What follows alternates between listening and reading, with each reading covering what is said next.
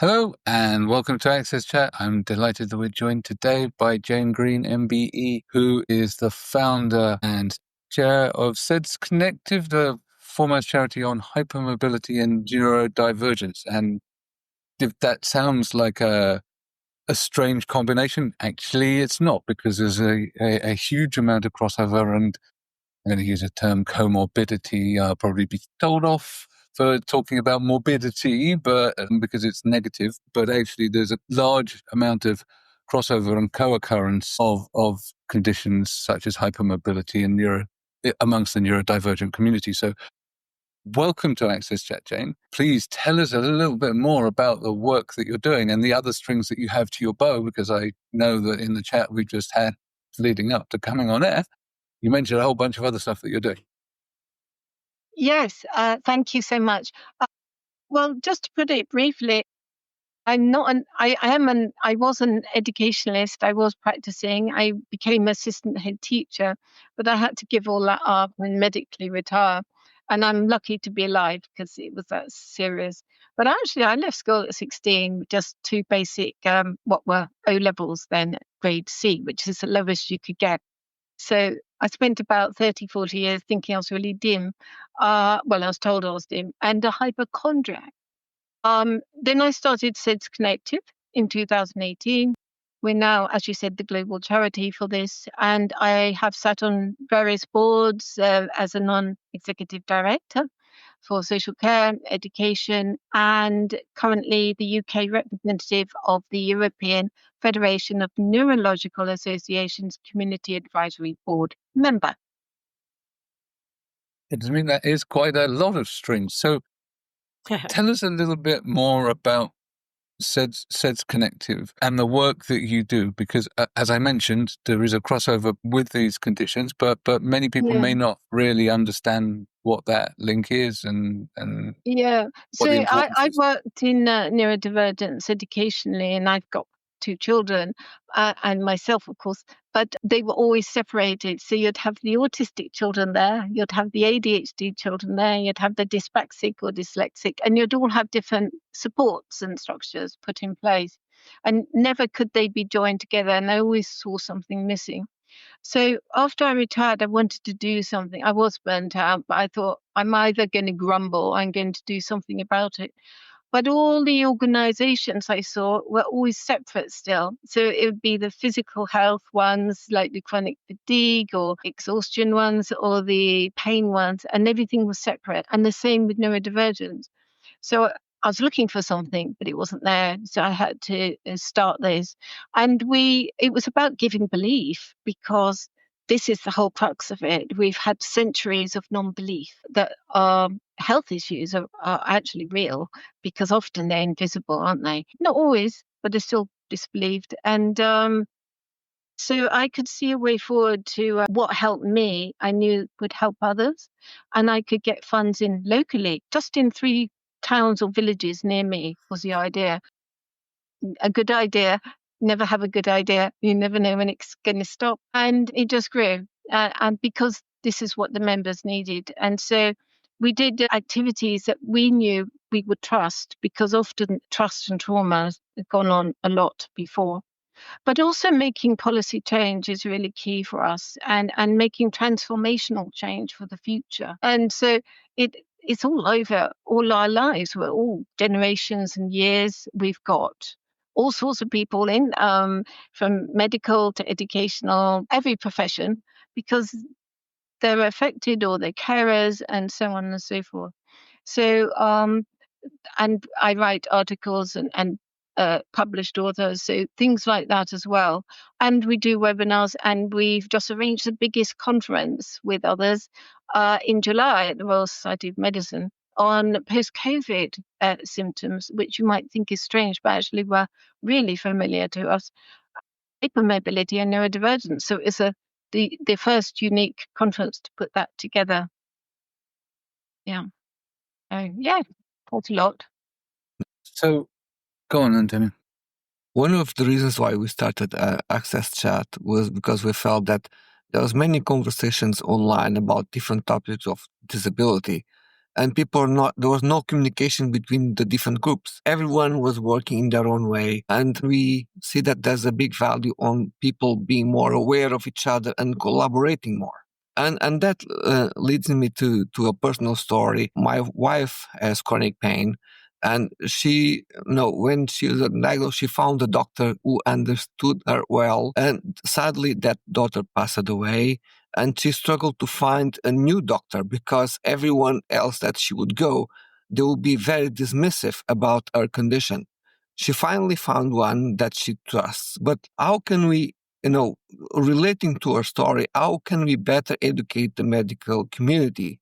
Because they might have learned something that might not be up to date to current evolution of society, and make sure that they don't miss the diagnosis or they don't dismiss women when they tell about their condition. Yeah, the hysterical, neurotic women for centuries have been around, haven't they? It still happens. But, you can't blame doctors because they aren't trained in it. Sadly, they used to refer to a rheumatologist, so a second in the line, but that's all changed. They've stopped that now, so it's going back to doctors. All these new musculoskeletal hubs.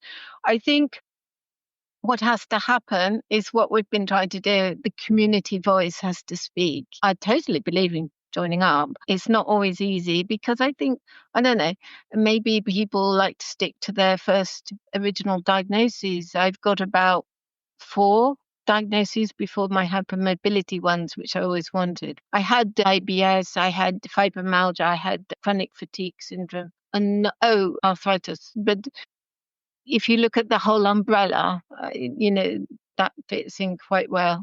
And of course, pain. Yeah. So I think it's about letting the community voice help lead this would be key. And also getting the medical people into our charity, which we've done. So we're going to jointly work together.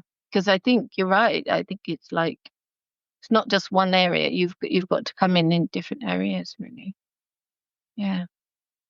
And getting it out here on podcast helps. Absolutely. I'm struck by how many neurodivergent people experience all of these other conditions, but that, as you say, everything is compartmentalized, right? Yeah. And so we're not treating people as a whole. We're treating individual sets of symptoms rather than looking holistically at some of these things. So like you, I've been through IBS and fatigue, but not chronic, and also various different diagnoses of neurodivergence. And it's, when you start talking to people amongst our community, you realize just how commonplace it is, and how fragmented that whole thing is, where you go to the doctor about one thing and they send you off to look at your stomach issues. So you go and have an endoscopy, but they don't connect that with any of the other issues. And I'm sure we've all experienced this over time. So I'm glad that you're taking this holistic approach, and it's good to see that you've got the medical fields involved as well. I know Deborah's also got a question, but how are you finding, and I'll shut up after this, how are you finding people coming round to the idea of looking at these things holistically? Is it a bit of an uphill struggle? I have faced so many barriers. I didn't realize I was a bit, I suppose, I don't know. I just thought it makes sense to me even before I started SEDS Connective, because I'd looked at the data, I'd researched what would help me. It made so much sense. I thought once I start doing it, everyone will believe me. I don't know why I thought that, but it made sense. And of course, that doesn't work. So I've learned to be patient. It takes 17 years to embed the science apparently, in the public. And we are 11 years in. I was trying to make it quicker. I haven't got there quite so far as I thought it would happen like that. So I've forgotten your question. So the question was about, do you see the sort of acceptance of addressing these multiple conditions holistically growing within the medical profession? And you say you're 6 years away from maybe that. 6 or 7. Take it on that 17-year timeline?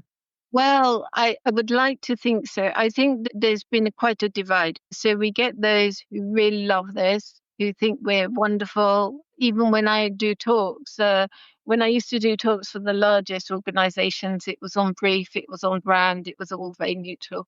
When I do them now, I get half the audience who absolutely hate me, probably. I feel daggers going into me. It's quite weird and really nasty sort of stares. And then you get the other half who think you're down from some godland place, giving them permission to live and almost worshipping you. And it's both ways. It's totally over emotional for me. But I have got used to that. I think in belief, because some people or medical researchers maybe have based their careers on it and so on, and don't want to change. But also, I think they don't want to think the physical is joined up to the neurodevelopmental. I don't know what it is. It's maybe a fear. It is utterly quite bizarre, I suppose, in a way when you're not aware of it. So again, in the medical field, there's a divide. But we had the conference at the Royal Society of Medicine. I've done the Royal Science and the psychiatry ones who've actually mentioned a type, EDS, Ehlers-Danlos, on their guidance for autistic ADHD and dyspraxic dyslexic people. They've actually got EDS on there, so that's great. And the fact that we're on Versus Arthritis as one of the charities for this. So I think it's creeping up. However, there's been a backlash. So 32 years ago, my eldest was diagnosed autistic ADHD and a learning disability and dyspraxic. And that was quite rare, and certainly girls and women were rare. And then later on, the girls and women got diagnosed with autistic, and then ADHD is caught up, hasn't it? But there's been a real backlash against that, I see currently. And I think with hypermobility, I have been told to my face some years ago when I started this by a doctor, a prominent one, that I'm getting this far too trendy. And it's like, it's not too trendy. This is what happened. So for the centuries, we haven't had a diagnosis. When I was young, there was no SEND support in schools. That's why I left school early. So we're just getting over the hump that's been the back, like, you're going along the road, you've got a roadblock, and now we're getting over it. And so it's passing on. But there has been a backlash against what they think is overdiagnosis, but it's just that backlash. And they don't want the hypermobility there because they think too many people are going for it. It seems to be anyway, or getting too popular. And without a diagnosis, okay, it might not have, like you said, everything involved. Like, you can't have one doctor overseeing it. You won't get a brilliant doctor who can do everything, that's for sure. But if you don't join up like the ankle and knee together, and that's happened to me, even bones, you're not going to see the whole person. And ideally, I think the government needs to save money, don't they? So this would save money if they actually saw the whole person, is what I think, both in education and health, because it would save a lot of time. And if you don't have a label or diagnosis, especially if you're neurodivergent, I think sometimes you lose your self-worth, your value sometimes. Like, your pain feels invalidated and you're making it up, like a hypochondriac. That's what I felt. I felt, well, I can't be, because I've been told you can't have that. It's not normal. All the tests come back negative, of course, quite often. And so you think and other people think you're making it up because you rely on the doctors. So it's a conundrum, but I hope by our reputation is very good, we will continue to. In fact, our patron is the leading researcher in the world, and she's got 13 papers on the go, apparently. So hopefully we'll get a lot more, and some other people around the world too are doing studies and survey, the largest one. So it's all connecting, and yeah. Jane, I know that you also, when you're talking about this topic, are talking about, just to make sure the audience knows too, you're talking about Tourette's syndrome, TICS, and EBSA, different neurodivergent diagnosis. But it was interesting as you were talking, to me, it was interesting as just now when you were talking, only because women were never We were never listened to by the medical profession. I believe that's shifting and changing, but often women were considered, when they would talk about some of the problems that they had in the past, we were hysterical and things like that. So women they weren't listened to in the same way. And I think that really applies to what we're talking about here. But it also appears to me that this is, and I don't want to, I might be incorrect, but this is a student-led effort. Are students involved with the work that you're doing? How are the members getting involved to be heard? And maybe I'm using the wrong word, students. We're actually voluntary. We're all user-led. So it's a real community. We empower our members to be volunteers. I mean, people ask me how I did this model. I don't know, but people do. So we've got 6 trustees, we've got 9 advisors and about 37 volunteers and lots of odd supporters, like once a year they'll come and do something. And because I can't do everything, and, as a founder, you have to sort of lead, but I probably would like a break sometime. And to make it sustainable, you have to. So that's what we're doing. And yeah, so our members are all involved in this as much as they can be, bearing in mind illness. It's quite a difficult model, bearing in mind illness with physical and mental, and caring, because we're often carers, I'm a carer. I'm a sandwich carer for my mother and my eldest, who's an adult, all their life. So there's a lot of intergenerational trauma as well, because they've had it passed down, not being believed, as you said. But interestingly, we do have a lot of men as well. They're not so, well, they can be very seriously affected, but often not quite so much, so they won't get a formal diagnosis. That's changing in the next year or so, by the way. That might be easier. And of course, hormones make us more susceptible if you're women. But for the men, they do have symptoms. They just don't realize it, like the gastro issues or the migraine or the fatigue or strains. Quite a lot. I'm at the gym again, but I've strained my ankle again. And I'm going, have you got a headache? Do you get a headache? Oh, I do. How's your sleep? Insomnia? Because, sleep is that's why, because of, I won't go into it too far, but the hypermobility affects every single system. Right. And I think we're still learning to figure out what it means to truly be human. We've broken ourselves in little pieces, and now we're trying to put ourselves back together. But Antonio, I know you have a question. Let me turn it over to you. No, my question is about information, access to information, rely on information, because we know that we have, social networks, people talking about all sorts of conditions across social networks, sometimes romanticizing their journey with entrepreneurship, not providing the right information to others. So how can we find ways where people can have access to reliable information, considering that sometimes they lost themselves with the addiction of the algorithm, and they end up trapped in these social network narratives? How can we move away from that and make sure that people are really, really informed about their condition and ask for trusted help? Well, that's a lot to ask. Actually, I was just having a conversation slightly about that before. And of course, the algorithms have changed. Our name is different. I have to say, when I started this, I should have started it with an A. I realize that now. And when we talk about groups, I haven't got autism or ADHD in the name. It's SEDS Connective, which a lot of people, ask me, what variant of hypermobility is that? I think our reputation is getting out there. So we get tagged all the time now, which is lovely. Can't always meet demand, which is something we're trying to look at carefully. And that's where we have to make collaborations, I think. But it is about, collaborating really, because you can't do one thing on your own. To be honest, this is so wide.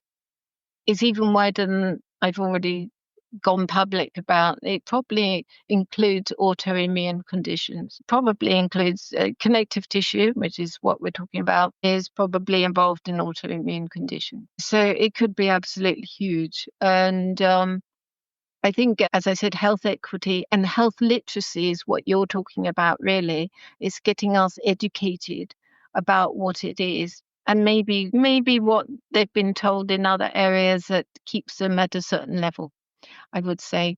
And I've seen that over the years. When I was a carer, I identified as a carer when my child was very little, because it was very, very full time, both of them, but particularly my eldest. But I I had to do more because I had to earn some money because I didn't get benefits, didn't know how to do it then. And it sort of worked out. But I saw a lot of people still identifying as a carer most of their life. And that meant they wouldn't let the one they were caring for, get independence as much as they could. Because it is about that, isn't it? It's about education. It's about facilitating independence. I've always been keen on that. And I thought, well, I'm not going to label myself a carer forever, and it's more than just one label. It's important. It's very important. I'm not really important because we don't get paid for it. But I think it is about health literacy and working with policymakers to make that difference. So you have to go there as well. And of course, they don't have a lot of time and they're looking to save money generally. And of course, best outcomes. But this would be the best outcome. It might not seem it, but it is. I'm convinced of that. It'll save so much money. I might be on my hobby horse a bit. I think you're right, though. Yeah. And we ought not to underestimate the impact and value of carers either. Well, for example, in the UK alone, it's estimated that the total value of unpaid care to the economy was around 180 odd billion pounds in 2021-22, and I should think that that's gone up since then because of long COVID, aging population, as you say, sandwich carers, etc. And by sandwich carers, we mean people that are caring for they're in the generation between the youngsters that they're caring for and their parents. It's not that I care for sandwiches. I do love bread with stuff in between, but it's not, and I care for that greatly. The sandwich care is where you're doubling up on care, which is a pretty heavy lift. Yeah. So, if people were paying external services for that, then it would cost 180 odd billion. And, if you think that's just the UK. So globally, it's going to be worth trillions. So carers do contribute to society. It's just that contribution isn't really valued. No, and I think, I'm not saying all carers are neurodivergent by any means at all, but definitely a high proportion of our members are carers. So it's like, it's a sort of double jeopardy that, we've got all these things we're doing. We are saving money. A lot of people think we can't work and, well, we might lose work. I lost my job 3 times, but we can do things. We've just got to be believed and have those adjustments and support and flexibility, I think, is really, really key. Because also being a carer, I used to take days off on my holiday when I was working to care for my elders because we didn't have care days and my hospital visits actually. But anyway, so it's really, really difficult. And I just think we've got a lot of caring issues for ourselves and for our family members or friends and so on. And then doing a charity is caring in a way. I have a lot of, we have a big inbox and messages we can't, we can signpost, but I think going back to Antonio's question is really good, is about getting the trust of everybody, really, that we are quite neutral as a charity, but we can be quite strong as well on what we think is right, I suppose. Yeah. But we might not always be right, but I think we are. I think no one's always right. I think that where you gain the trust of the community is when you discover that you're wrong, or there is new evidence that you accept that and are transparent about it. I think that transparency is key to maintaining trust. Where can people find you and SEDS Connective if they want to find out more about the work that you're doing? We have a website, which is www.SEDS Connective, one word. I can spell it out, but I don't think I need to. And we have a general email box, if that's easier, which is general@sedsconnective.org. Then we have all those social media platforms. We've still got one that some left, only because we've just got them all going. And so the usual ones, which are a Facebook page, we've got a private Facebook group. We have Instagram. We have got TikTok, and we're going to get some younger people to manage that. Thank goodness. And which I have to oversee. But yes, and apparently we're going to Discord and other strange ones and Reddit. But we also, don't mean to upset those. They're not strange. I just haven't really got used to them yet.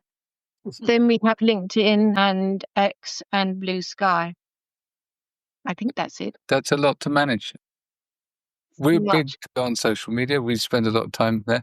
And even, I think, we struggle sometimes to maintain them all. I think maybe instead of saying strange, we should say unfamiliar. I'm sorry about that. I didn't mean to. No, that's okay. I think that, I've used Discord. I've used it for gaming. But I know that people are using it for other communities. There's an accessibility community, for example. But trying to keep on top of all of them is a superhuman effort. And especially if you're already fatigued, then we have to think about how we sort of apportion our efforts and so on, so that we can sustain this for the long term. So please, yes, get the youngsters doing the other channel. Yeah. And we've got YouTube as well, but we wanted to do podcasts, but we're not as technical as other people. But we have done webinars, and I am the host with people. I mean, I find it quite tricky at times, I have to say, because of the admin that goes around it. But we're trying to do more because I think it's quite important. Well, I don't often get round to talking, so it seems silly, really. It might not seem like it because I'm talking all the time now, so I'll be quiet. No, but we're happy to have been able to have you on. Yes. And so we're glad that you were able to come on our podcast. We need to actually thank Amazon for supporting us, keeping us on air. And as you say, people can find you on all of these different channels. So if you want to find out more about the interconnection between hypermobility and neurodivergent conditions, go and look for SEDS Connective. Thank you so much, Jane. It's been a real pleasure talking to you. Thank you.